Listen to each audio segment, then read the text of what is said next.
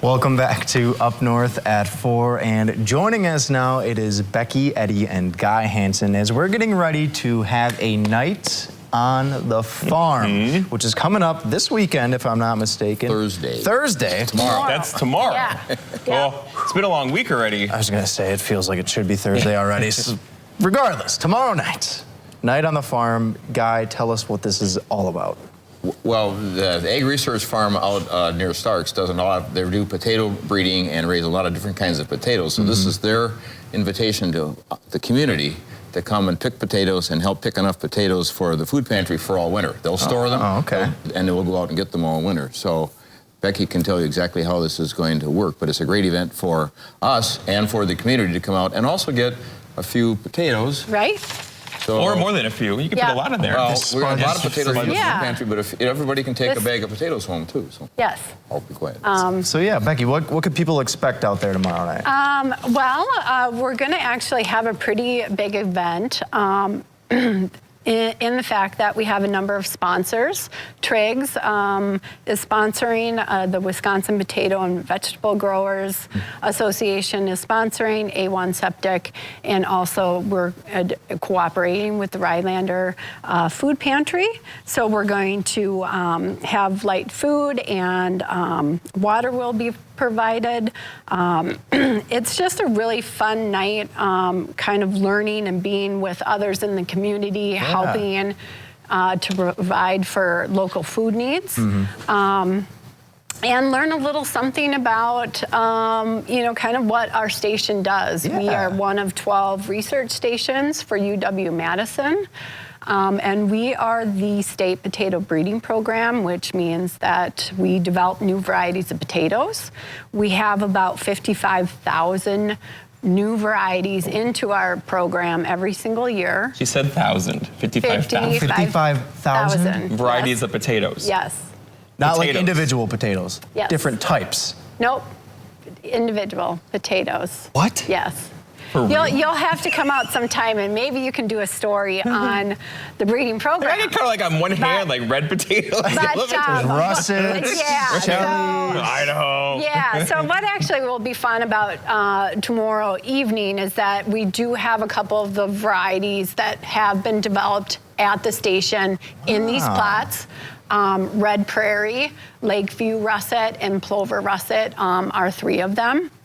We will also have all of the market categories. So we will have round whites, we will have russets, we will have yellows, and we will have reds. And so I just learned like too much. Any purple? No purple this year. Oh, no. Yep, no purple. But Guy, this is a partnership, right? This is a partnership. So obviously the food pantry is the beneficiary of this. You have your corporate sponsors. Why'd you decide to partner? We did this back in, it's pre-COVID, okay? And we ran into some issues on the farm with a virus in our breeding program that we couldn't allow for any foot traffic in our fields to not jeopardize our breeding stock. And so we had that, and then on top of COVID, it's been, what, 6 years now? Something like that. Oh, wow. It started sort of as a way for people to take a look at the farm and see what happens there. So this isn't the way they always dig the potatoes, but they'll go through and unearth the potatoes. You don't have to bring a shovel. Nope. And they'll be laying on the ground, and people pick them up, put them in the pails. They'll have a wagon there with big bins. So we'll have about 8 bins on the wagon, maybe. It's a good little workout. And they're 1-ton bins, so when the bins are full, we're done. Yeah. So for the people out there now watching who are now curious about how to breed these potatoes, do they get a taste of the science involved with that if they come visit this week or tomorrow? Not really. Okay. I mean, that is kind of more in-depth type of discussion. Yep. We will be hosting a field day July There you go. 30th in 2024 that I welcome folks to come out from the general public and join us to learn a little bit more about what we do at the Rylander station. And I would love to ask you some more questions about this and the work that you folks are doing, but we're going to take a quick break. So you two are going to stay right there. I'm not letting you leave. Be right back on Up North at 4. Don't move. And welcome back to Up North at 4. We are joined by Becky, Eddy, and Guy Hansen, getting ready for the Night on the Farm event, which is going to be held tomorrow at the UW-Madison Agriculture Research Station just outside of town. Becky, obviously that is your forte when you talk potato breeding and the work you folks do. I feel like I have so many questions about the work that you folks do, and I would love to learn more. But I'm sure there's people at home who are interested and they want to come check out the event tomorrow. Where could they find you guys and learn some more information about the work you're doing? Yeah, so our station is located out on Highway C. So if you take a right by the ice arena and go out about 9.2 miles. Okay. The field that we're going to be in this year will be right behind the Stella Town Hall. So once you get to the town of Stella, and there'll be signs, you'll take a left and you go down maybe an eighth of a mile and the field will be right onto your right-hand side. So all you need to do is follow the signs and we'll have people there directing you to park your car. Okay. Yeah. And obviously this is a fantastic event because not only are people able to come out, see a little bit about the work that you folks are doing, they get some potatoes out of it as well, but it also benefits local food pantries. And Guy, what does this mean for you folks? I know this has been, what, 6 years since the last event was held, give or take? And it helps us. Everybody likes potatoes and everybody eats potatoes, and so we get potatoes full. I love them. until spring. The storage ability isn't just so good in the spring, but through about April anyway, we get potatoes from the Egg Research Farm. Just a note about this, because of the potential for virus, everybody will be requested to walk through a foot dip. So foot dip.